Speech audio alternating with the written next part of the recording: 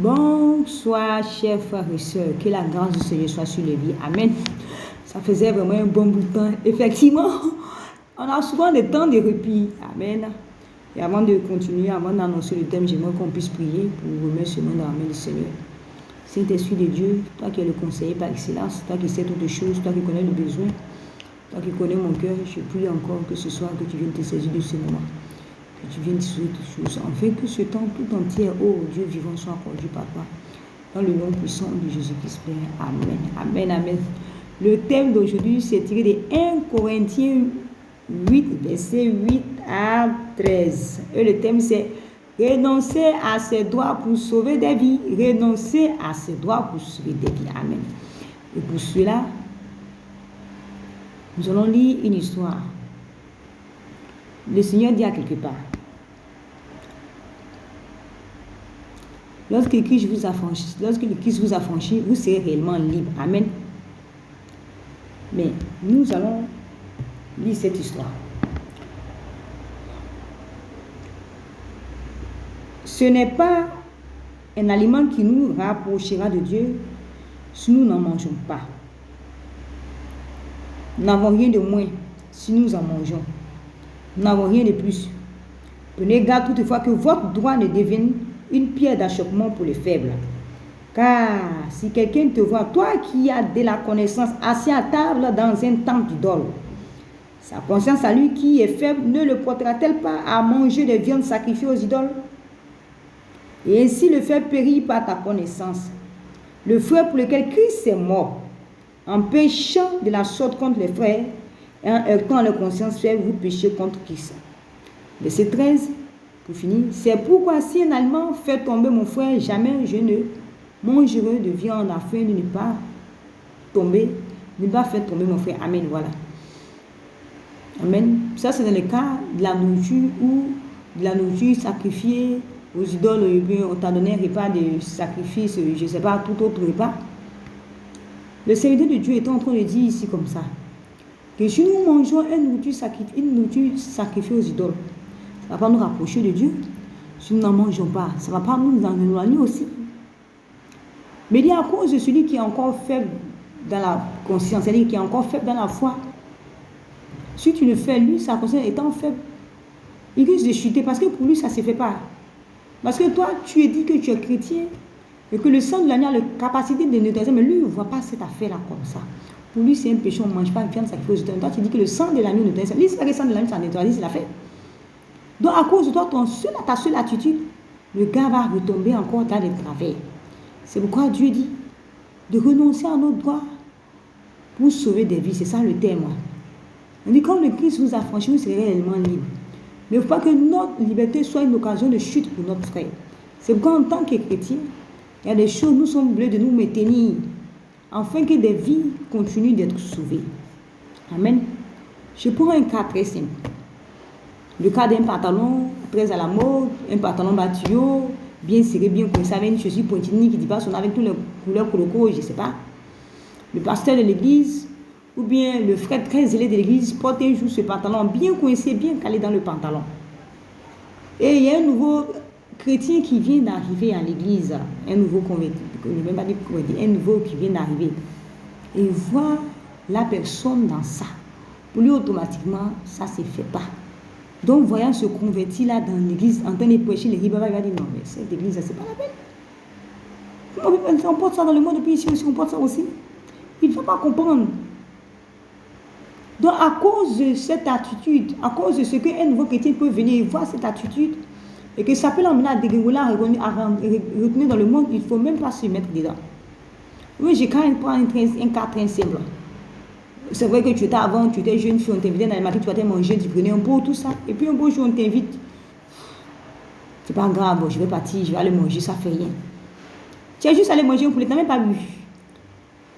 Mais imaginez le nouveau chrétien qui vient d'être converti, ça ne va même pas longtemps, il passe et te voir assis dans le maquis en train de parler. Pour lui, là, c'est pas que tu es en train de manger, non, pour lui, tu es assis dans le maquis, c'est ça lui voit. Donc, à cause de la sœur très zélée qui est assise dans le maquis, qui n'est même pas en train de boire, sa foi a dégringolé, tu vas pécher contre Dieu parce que sa conscience faible ne va pas comprendre les choses. Et le frère va commencer à faire dans la foi juste à cause de toi, ton attitude. C'est pourquoi il faut faire très attention. Et Dieu dit, en étant les consciences faibles, nous péchons contre le Christ. Imagine un peu si tu pêches contre Christ à cause de ton attitude. La parole de Dieu dit à quelque part, il dit, tout m'est permis, tout n'est pas utile. Tout m'est permis, tout n'édifie pas. C'est-à-dire que tout m'est permis. Quand Christ m'a franchi là, tout m'est permis, je peux tout faire. À cause de celui-là même qui est à côté de moi, il y a certaines choses quand même. Moi-même, je dois m'asseoir et puis il dit, c'est vrai, c'est bon, c'est vrai que c'est pas mauvais, mais à cause de celui-là qui est fait dans la foi, si je fais ça, ça risque d'être sa foi. Il risque de retourner dans le monde. Donc, à cause de lui seul, il y a des choses que je ne peux plus faire. À cause de lui seul, il y a des choses que je ne vais plus me permettre encore pour que lui, sa foi soit préservée. Et en le faisant, tu es en train de honorer Dieu.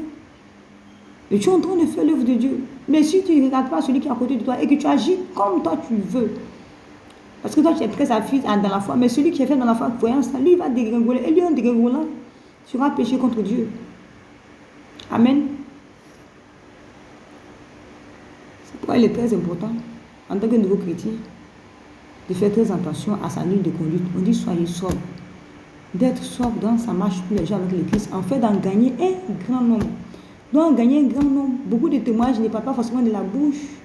Beaucoup de témoignages passent beaucoup par la ligne de conduite, dans la ligne de vie de quelqu'un. C'est beaucoup plus facile de gagner quelqu'un quand il te voit, il sait que tu marches comme Christ marche, il peut voir Christ en toi. Amen. Parce qu'un nouveau chrétien qui vient à l'église, il ne voit pas Dieu. Il entend, mais il ne voit pas Dieu. Un nouveau chrétien qui va à l'église, il voit Dieu au travers de l'ancien chrétien. Mais si l'ancien chrétien, sa ligne de conduite, sa ligne de vie ne montre pas la vie de Christ, automatiquement, il se retourne en arrière.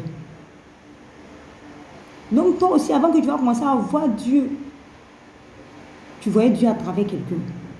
Mais maintenant que tu es venu enraciné dans la foi, tu vois Dieu à travers quelqu'un, mais tu vois mieux Dieu, tu comprends mieux Dieu. Ça veut dire que tu vois mieux Dieu dans une autre dimension, sans vraiment le voir. Tu sais que tu as une rencontre personnelle de Seigneur. Mais le nouveau chrétien, il voit ça, lui, il voit Dieu à travers toi. Ça veut dire quand lui te va dire, ah, celui-là, c'est un enfant de Dieu. C'est comme ça, lui, il reconnaît un chrétien. Donc, à cause de lui, toi, tu es obligé de renoncer à tes droits. C'est-à-dire à ce qui t'est permis, pour que lui, il puisse faire une rencontre profonde avec le Seigneur. Pour que lui, il puisse s'enraciner et s'attacher au Christ. Amen.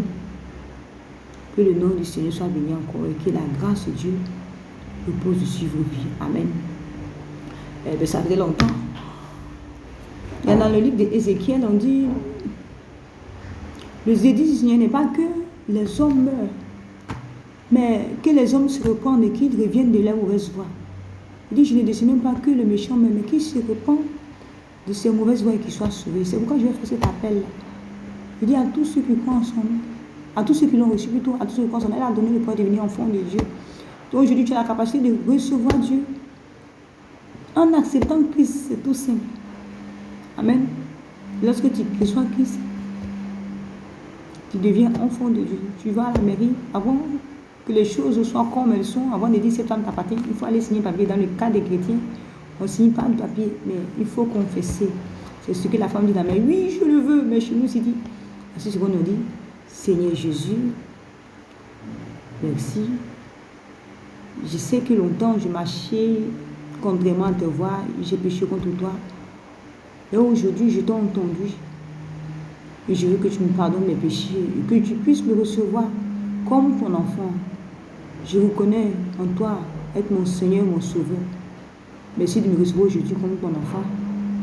Au nom puissant de Jésus-Christ. Amen. C'est vrai que tu n'as pas vu la tête trembler, mais c'est déjà une grande confession. Tu viens d'être devenu enfant de Dieu. Amen. Donc je reste disponible pour la personne qui veut m'envoyer un SMS par la grâce de Dieu. Je crois que le Seigneur interviendra pour la suite. Amen. Que le nom du Seigneur soit béni. Passez une très bonne soirée. Et tâchez de renoncer à vos droits pour que la vie de quelqu'un soit sauvée et que nous soyons nombreux dans le royaume de Dieu. Amen.